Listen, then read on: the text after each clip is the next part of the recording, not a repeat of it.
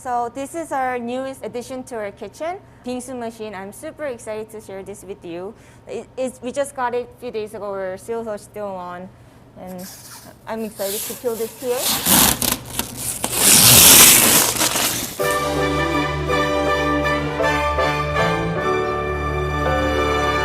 This Bingsu machine, just like rice cake machine, it's from Korea. And the best thing about here is that we don't have to use our frozen, like a block of ice to shave it. I would love to show you. So I'm just pouring water and just gonna get it started. Do you want to talk about the converter?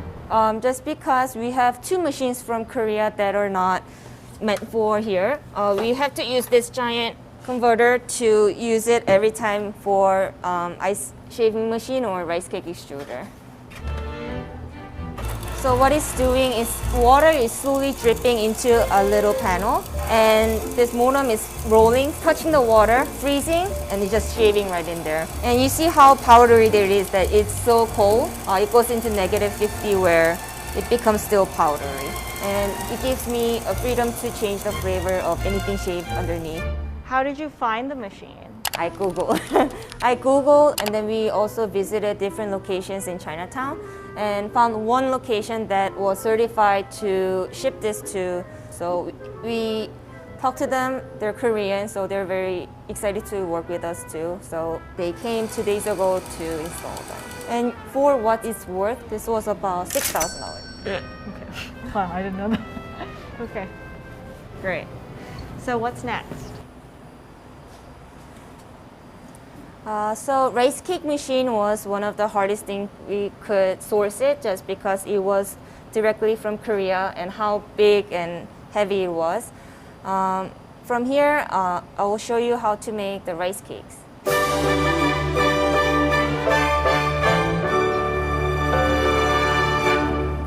Go for it? Okay. What does the rice cake extruder do? Basically, it just binds it and then extrude it. First one always a little rougher, just because it's the force that's coming in. And I will do this about 2 more times. They make funny noises. So what kind of consistency are you looking for? For right now, just a smoother, bouncier texture. So from next one, I'm gonna start shaping them. These are the classic, the disc we like to do. The great thing about having your own rice cake extruder is that you can do any different size or any different shape that you can do. How is the taste different? Taste, flavor is same. It's because it's rice. The biggest difference is the texture and ability to do your own. Oh, also the fresher rice cake is a lot more softer than the store-bought. So texture soft but chewy. Great. Where are you taking us next? So we're in front of our sambar storage room where our kimchi fridge is located. All the Korean restaurant is the heart and the soul. And here's our baby. How many different kinds of kimchi do you have here? Here we have the red kimchi that's been aging for about 2 years. It's gonna be on the lowest temperature to go lowest fermentation. Very nicely crisp. We just made white kimchi, vegetarian. I like to not age it too long because there's a lot of fresh fruit, Asian pear juice. There's a little apple in there as well, and use it as an appetizer or as on a side. As you can see, they're into their own little cubicle. The reason for that is you can control the temperature. Regular refrigerator, you go in and out so much where the temperature drops and it fluctuates a lot. Where kimchi fridge, there's 3 types, high, medium, and low. When it's low, you can get the low fermentation, so the temperature drops to about like -1 to 0 Celsius. When it's high, it goes up to about 1 to 2, where it ferments into slower than regular refrigerator. Do you have one of these at home too? I wish. My mother has 2, but I don't have anything. I live in a tiny, tiny apartment in New York City. All right, I go? Yeah. All right. Feel a little weird because Chef Daniel had all these fancy knives, and here I am showing you a knife from H Mart that I picked up for $15. But this has a built-in garlic smasher. I think it's very, very cool. They say for the garlic to really have their flavor, you have to pound it so the oil comes out, and that's the reason for the moro and pestle, and that's the same reason. For small kitchen, if you don't have a moro and pestle, garlic right into it. These are the two most used knives that I use in the kitchen. This one is a Masamoto. They're sturdier, so I use it for chopping up hearty vegetables or even the proteins.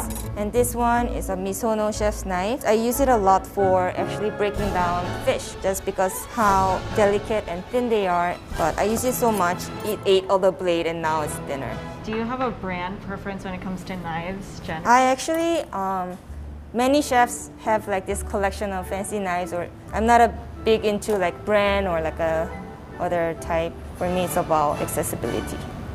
At sambar, we use a lot of garlic. I do like to get a whole garlic and peel it myself, because I do really believe that fresh peeled garlic and regularly peeled garlic you purchase has that distinct flavor difference.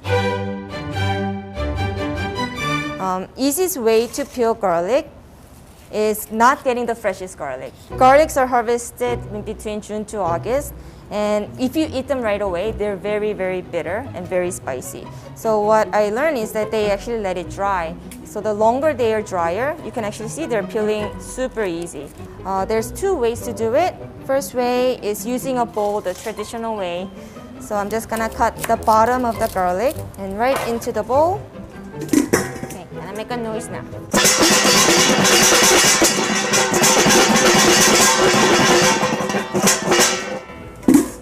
You see, half peel. Other way, let's say the garlic is not as dry that easily after you shake it, they're not peeling. You can cut the bottoms off as normal and soak them in little warm to lukewarm water for 15 minutes, and you should be able to peel up easily. Generally, how much garlic would you say you use at the restaurant? At least we would say the one container is about 3 pounds of peeled garlic. We go through at least one a day, so 15 pounds at least a week.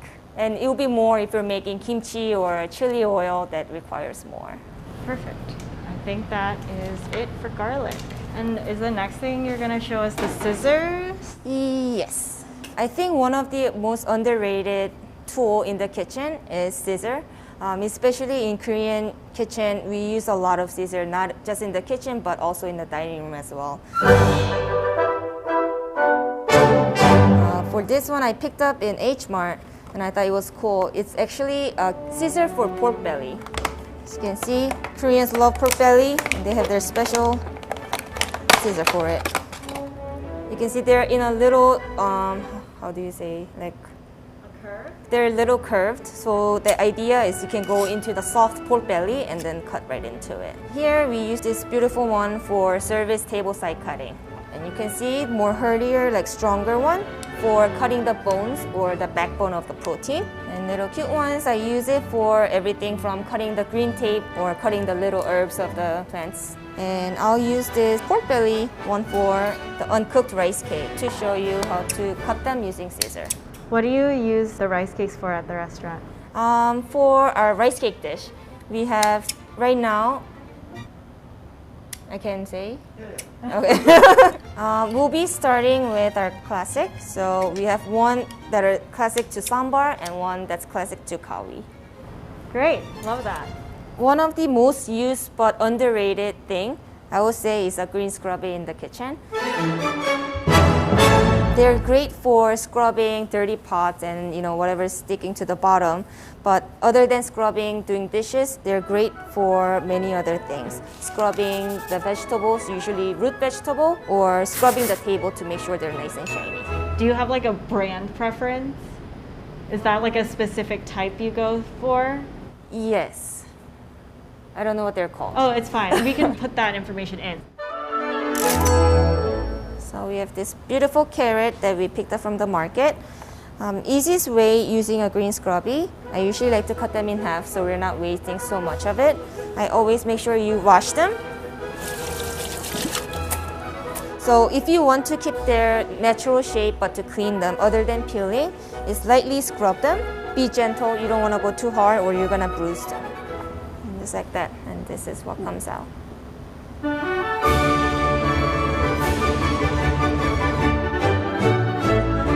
for joining. I hope you enjoyed our tour of new Momofuku Sambar. Subscribe to Food Insider for more pro kitchen tour. And make sure to check out the first episode through the link above.